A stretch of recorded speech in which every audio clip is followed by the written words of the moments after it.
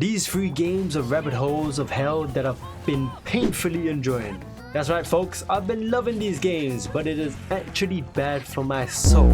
I'm here to drag any other fortunate or unfortunate person that clicked on this video to join me in Gacha Hell by telling you what I love about these games.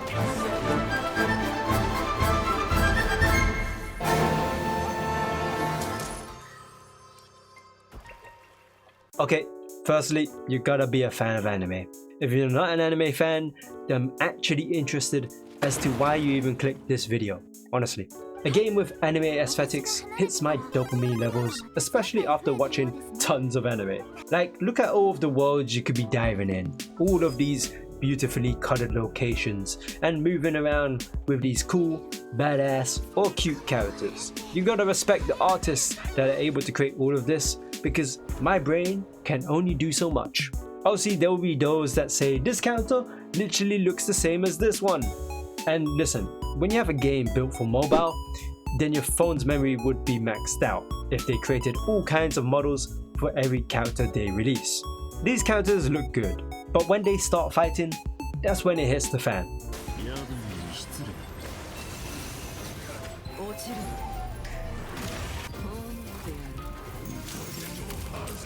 The special effects team just doesn't hold back. I feel like one of the reasons why people play these games is because the attacks that you can do with these characters look so damn good. There are some that I don't really care for, but when you can change the color of the scenery while slashing up the enemy in slow motion and then shattering the fabric of reality, then you got me sold. If that isn't enough for you, then how about being able to transform into a god and either counter enemies with a sword so huge that can tear the earth, or rain down meteors on your enemies. Or you can have this. I sure do love anime women. They all have their own personalities and lore that you might like, giving you more reason to try to obtain one of those characters. What I really like about the characters is that most of them have their own trailers, showing off more scenes that you won't see in game. Honestly, the music in some of these trailers have been absolute bangers. Probably one of my favorites is Sparkle's trailer. The music is so good and the animation is top tier. But then again, maybe Akron's trailer is actually cooler. Oh, but don't get me started on Cartafea's trailer. No way did she pull off a Bleach spiritual pressure moment. These character trailers are all appealing in their own ways, and it's a nice way to showcase the characters that you might want to obtain. The gameplay is another thing I find satisfying because it can be pretty chill at times. Just mashing a couple buttons here and there. Star Rail has an auto battle feature, which is really great for grinding materials while I'm doing other stuff. When you start doing endgame stuff though, oh boy can these games make you sweat. You gotta start thinking about what characters you need to use to make a team that will destroy specific enemies under a certain amount of time or turns. Maybe your characters aren't using the right equipment that can make them absolute killing machines. You might need to grind a bit more for the right equipment to appear. There's quite a bit of things to optimize your characters that makes you keep playing these games, because the equipment that you use are completely random in terms of stats that you get for each one. Sometimes you're stuck for months after months before you can get the perfect stats to appear on each piece of equipment. This can break some people because why spend so much time doing that when you can play other games? Yeah, I totally need to drop one of these games if I want to play other games. I say one, but ideally I should drop them all if I really want to play E33 or Silksong. But how can I drop them when they actually have banger storylines? Genshin's main story is to find out what happened to our twin after being separated from an unknown god by traveling throughout the land of Teyvat. Along the way, we've been helping out different nations with whatever crisis they're in, while fighting off all kinds of evil. Each nation has their own archons, which are basically gods of the nations, and it's nice knowing about their lore as well. There's so much that happens in the story, and it's been a wild ride with its ups and downs. It's probably one of the reasons I've been playing this game since launch. I want to witness what happens at the end of the story because of how intriguing the lore is. I could just watch the end when it happens, but experiencing it yourself is what will satisfy my need for the story to end. Also, I do hope it ends, otherwise I'm ending the game myself by dropping it. I do feel like the devs will somehow make the story continue after the game has ended, but I'll drop it when it has a conclusive end. Honkai Star Rail, on the other hand, oh boy, the story has been really epic. At the start, it was kinda rough. They throw out so many faction names that it still kinda overloads my brain, especially when there's so much lore that's not given straight at you. You have to go through all of the text littered throughout the game if you want a deeper meaning behind what's going on with the story. You can still play through the game's main dialogue or cutscenes, especially with the recent versions of the game, but for the beginning, I was quite lost. The main story here is to find out our origins because our memories wiped out, while we travel with a group of people called the Nameless. The Nameless follow the path of trailblazing, which basically means that this group adventures to different planets while helping those that are in need. We're also stopping threats from a group called the Antimatter Legion that want to destroy all kinds of life. Most of the planets we've visited have had problems caused by something called a Stellaron, which the game doesn't really explain what a Stellaron is. All we know is that it can cause bad stuff to happen, like freezing a whole planet. It's nicknamed to be the cancer of all worlds, whatever that means. We also got one inside of us because we're the main character, I guess. The thing that got me hooked, and I'm sure others would agree as well, was this boss fight. The story of what led us here wasn't really mind-blowing, but the music that plays here was actually epic. The power of the Stellaron is with me! Cinders of the old world, soon to become ashes! See the architect of a new world!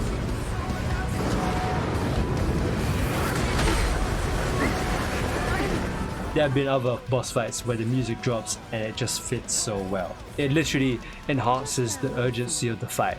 The story has improved quite a bit since the launch of the game. The recently added story has been so good that I've been obsessed with it. The amount of times I've rewatched other people playing the story is insane. As for Wuthering Waves, the story is garbage at the start. I'm sure that even others would say to skip the story at the beginning because oh boy is it a slow burn. It does kind of pick up later on, but even I don't really care for the story that much compared to Genshin or Star Rail. However, that might change because I'm slowly catching up with the story, and so far, it's not too bad. Although it's kind of bad for me because I'm slightly speedrunning the story and not fully understanding what is going on. So I can't really judge the story properly. Either way, it seems interesting, and I'll continue to see what happens. The main story here is we've lost our memories and we're traveling to understand both our origins and the secret that caused the world to become this way. Once again, another character that's lost their memories. This might be spoilers here, but the thing that caught my attention when it comes to the story is this dragon. This dragon that has definitely lived on for many years said that we used to be their master, which is kind of insane because they are known to be guardians of humanity. Let's just say we're basically a god, right? The game hasn't said anything yet, but we'll see. Otherwise, the story apparently has been a mess because they had to rework it, but I've heard good things about it recently, so when I catch up, maybe I'll have something to say. Okay, so maybe I've bored you to death with the story, but let's actually talk about the real gameplay, and that's called Gacha. That's right folks, the real game is actually spending all of those in-game currencies to possibly obtain the character that's up for a limited time before you have to wait for months for the devs to maybe think about putting the character back up. Please bring back Kotafia. I was a fool to completely skip a banner because I dropped the game. Please. Also, it's not 100% guaranteed that you get the featured character, so good luck whenever you burn that currency away. That music!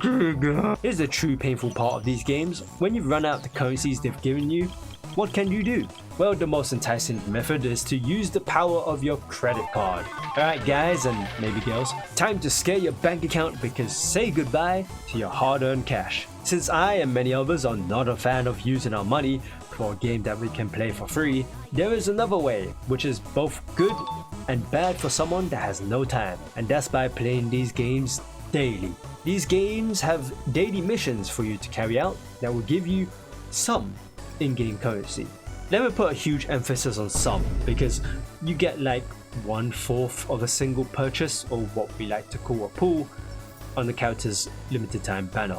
Other than doing the daily missions to get your dose of in-game currency, you're gonna have to rely on either the endgame content that resets either weekly or fortnightly, or the limited time events that appear every new game update.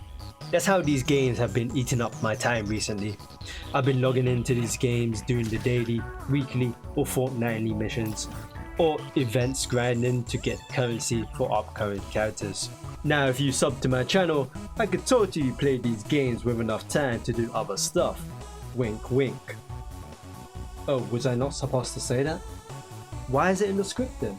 This problem with logging in daily can be pretty much solved by throwing money at the game, but I refuse to. I also want to show that you can get these characters you want by not burning your money away, and it is possible, but if you want to avoid having to play the game daily, then using your money is the other way. Just spend wisely if you intend to buy your characters. I used to be that guy that thinks people are stupid to spend their money on these gacha games, but if you don't have the time to play and have the cash to burn, then go ahead, I can't really stop you. In the end, what I'm trying to say is to give these games a try. If you like anime and you want to play a game with some amazing stories and visuals, then all of this is here for you for free. Sure, you might have to play catch up, but take your time, no need to rush. You also won't have access to limited events, but you have the whole world to explore. I'm like behind on Wuthering Waves, but I'm still enjoying it. Despite the fact that I can barely do the endgame content with ease, I'm enjoying what each game has to offer. Like, I want to know what will happen to the twins in Genshin Impact, and what is the truth behind the world of Teyvat. What worlds and adventures will the Nameless get up to, and how will they tackle the obstacles that stand in their way in Honkai Star Rail? Or what is the mystery behind the world of Wuthering Waves? And then there's the characters they add into these games, all looking cool, cute or badass enough for me to grab them myself. Now, if you don't mind, allow me to get back to my waifu simulators. I hope you guys enjoyed me ranting about my gacha hell. I've been meaning to talk about my new obsession since I started Star Rail and Wuthering Waves. I already talked about Genshin Impact in a video I did ages ago. What I've said here is kinda surface level about why I've been enjoying these games. So I'm gonna do another video about why I've been liking Star Rail and Wuthering Waves recently. It's gonna be full of spoilers because I want to talk about it. Especially Star Rail, man. I'm telling you, the story so far has blown my mind, and I've not experienced anything like this since maybe Nier Automata. Okay, that's enough ranting from me. Please give this video a like if you enjoyed it. Subscribe to hear more of my gaming rants, and I shall see you guys later.